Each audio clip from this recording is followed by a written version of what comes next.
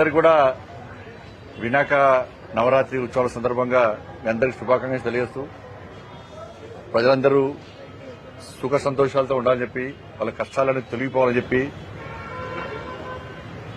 ఒక ప్రశాంతమైనటువంటి నిత్య జీవితాన్ని గడపాలని చెప్పి అటువంటి ఆశీర్వాదాన్ని ఆ విఘ్నేశ్వరుడు ఇవ్వాలని చెప్పి ఆ స్వామివారిని వేడుకుంటూ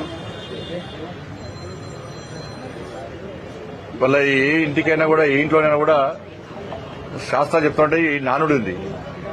ఇంట్లో మహిళ చేతికి తాళచేవులు ఇస్తేనే ఆ ఇల్లు బాగుపడుతుంది అని చెప్పి మనం సంపాదించిన డబ్బు కానీ నెలకొచ్చే జీతం కానీ ఇంట్లో మహిళకి ఇస్తేనే దానికి బరకత్ ఉంటుంది అంట మనం. అందుకే దాన్ని దృష్టి పెట్టుకుని ఇవాళ దేశంలో కూడా ఇవాళ దాదాపు 50,60,000 బడ్జెట్ ఉన్న ఈ దేశాన్ని కూడా ఒక మహిళ అయినటువంటి మహిళా ఆర్థిక మంత్రి ఉన్నటువంటి నిర్మలా సీతారామన్ గారి చేతిలో ఉన్నది. అందుకే దేశంలో ఆర్థిక ప్రగతిలో 11వ స్థానంలో ఉన్నటువంటి భారతదేశం ఇవాళ 4వ స్థానానికి వచ్చింది. భారత రాష్ట్రపతిగా ద్రౌపది ముర్ము గారికి ఇలా ఈ దేశం ఒక బాధ్యత అప్పైపోయింది కాబట్టి ఈ దేశము ప్రపంచంలో ప్రతి భారతీయుడు సగర్వంగా తలెత్తుకుని తిరిగేటువంటి ఒక గౌరవ పరిస్థితి వచ్చేది. మొన్న సింధూర్ సందర్భంలో ఈ యుద్దంలో కూడా కమాండెంట్స్ ఇద్దరు కూడా మహిళల చేతికి అప్పయిపోయినాం కాబట్టి ఇవాళ సింధూర్లో భారతదేశం ఏ విధంగా విజయం సాధించి ఉగ్రముఖల స్థావరాలను ధ్వంసం చేసినామో మనం గుర్తించాల్సిన అవసరం ఉంది. ఇవాళ కరీంనగర్ లో కూడా జిల్లా కలెక్టర్ గా ఒక మహిళా కలెక్టర్ పమేలా సత్పతి గారు ఉన్నారు కాబట్టి ఇవాళ కరీంనగర్ జిల్లాలో ఇవాళ అనేక కొత్త సంస్కృతిని కొత్త ఆలోచనలతో వినూత్న ఆలోచనలతో వాళ్ళ ముందుకు సాగే ప్రయత్నం చేస్తున్నాం. వాళ్ళ గతంలో చాలా మంది మహిళలకు కుట్టు శిక్షణ కేంద్రం ఇచ్చినప్పుడు వాళ్ళకు కూడా కుట్టు మిషన్ కూడా జరిగింది. మొన్న చాలా మంది మహిళలు గౌరవ కలెక్టర్ గారిని కలవడము కలిసి మేము పీజీ చేస్తాం సార్, మేము బీటెక్ చేస్తాం సార్, మేము డిగ్రీలు చేస్తాం సార్, మేడం మాకు ఉపాధి లేదు మేడం అని చెప్పి చాలా మంది గౌరవ కలెక్టర్ గారిని కలిసిన తర్వాత మహిళా ప్రాంగణంలో వారికి శిక్షణ ఇవ్వడం, వారికి లైసెన్స్ ఇవ్వడం, వారికి దాదాపు 2 నెలల పాటు అన్ని వసతులు కల్పించి వాళ్ళకి ఎలాంటి ఇబ్బంది లేకుండా అన్ని వసతులు కల్పించి వాళ్ళకి ఆటోస్ ఇవ్వాలని చెప్పి ఒక ఆలోచన వచ్చిన తర్వాత మీకు తెలుసు నిన్ననే సైకిళ్ల పంపిణీ కార్యక్రమాన్ని నిన్న ముగించినాం. నిన్న 10th class girls boys 10th students అందరూ కూడా గవర్నమెంట్ స్కూల్ స్టూడెంట్స్ అందరూ కూడా అది కూడా కలెక్టర్ గారు బేటీ బచావో బేటీ పడావోలో సైకిల్ ఇచ్చే ప్రయత్నం చేయడం, పాదయాత్ర సందర్భం కూడా ఒక సంఘటన జరగడం, ఇవన్నీ కూడా ఆటోస్ కూడా ఇవ్వాలని చెప్పి ఆలోచనతోని వారు ముందు రావడం. నేను గతంలో ప్రయత్నం చేసినా కానీ ఎవరు ముందు రాలే ఇద్దామని చెప్పింది. కానీ కలెక్టర్ గారు చొరవ తీసుకుని వాళ్ళకు శిక్షణ ఇచ్చి వాళ్ళకి లైసెన్స్ ఇచ్చి అన్ని రకాల వాళ్ళకు ప్రోత్సాహాన్ని ఇచ్చిన తర్వాత మనం కూడా ఈ ఆటోస్ ను సంబంధిత కంపెనీతో మాట్లాడి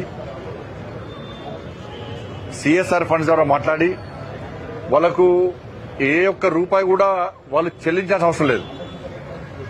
దాదాపు 3,50,000 విలువ చేసే ఆటో, ప్యాసింజర్స్ ఆటోస్ 9, గూడ్స్ ఆటోలు కూడా. అంటే నాకు తెలిసి ఈ తెలంగాణ రాష్ట్రంలో ఎక్కడ కూడా మహిళలు గూడ్స్ ఆటోలు నడుపుతలేరు ఎక్కడ కూడా.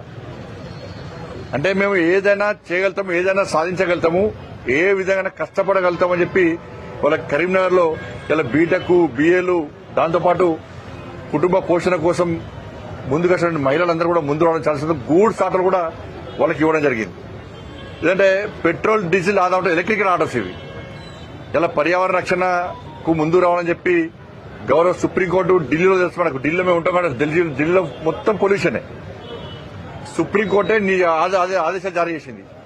ఈ పొల్యూషన్ కంట్రోల్ కోసం ఏం చేస్తారో ప్రభుత్వం చేయాలి, వాహనాల సంఖ్యను తగ్గించాలి, ఎలక్ట్రికల్ ఆటోస్ లాంటి వాటిని మనం ప్రోత్సహించాలని చెప్పి గౌరవ సుప్రీంకోర్టు పర్యావరణ విషయంలో ఆదేశాలు ఇచ్చిన తర్వాత వాళ్ళ పొల్యూషన్ తగ్గించడానికి ప్రయత్నం జరుగుతున్నాయి ఢిల్లీలో. దాన్ని దృష్టిలో ఉంచుకొని ఎలాంటి డీజిల్ పెట్రోల్ లేకుండా దానికి ఇంజన్ కూడా ఉండదు. డైలీ ఛార్జింగ్ పెట్టుకోవడము, ఆటోను నడుపుకోవడం, డీజిల్ పెట్రోల్ ఏ ఉండదు. దానిలో వాళ్ళు ఎలాంటి డబ్బులు చెల్లించాల్సిన అవసరం లేదు. కాబట్టి ప్రసాద్ గారు హైదరాబాద్ లో వారు ఈ ఆటోలను స్పాన్సర్ చేయడం జరిగింది. దాదాపు 15 ఆటోలు ఈరోజు విఘ్నేశ్వర నవరాత్రి ఉత్సవాలు ప్రారంభమైనాయి.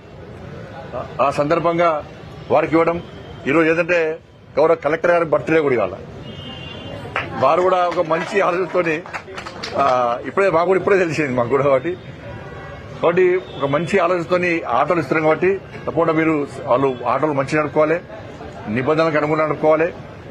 ఎక్కడ ర్యాష్ డ్రైవింగ్ కానీ ఫోన్లు మాట్లాడుకుంటూ పోవడం కానీ అవి చేయదని చెప్పి ఆల్రెడీ వాళ్ళకు చెప్పడం జరిగింది.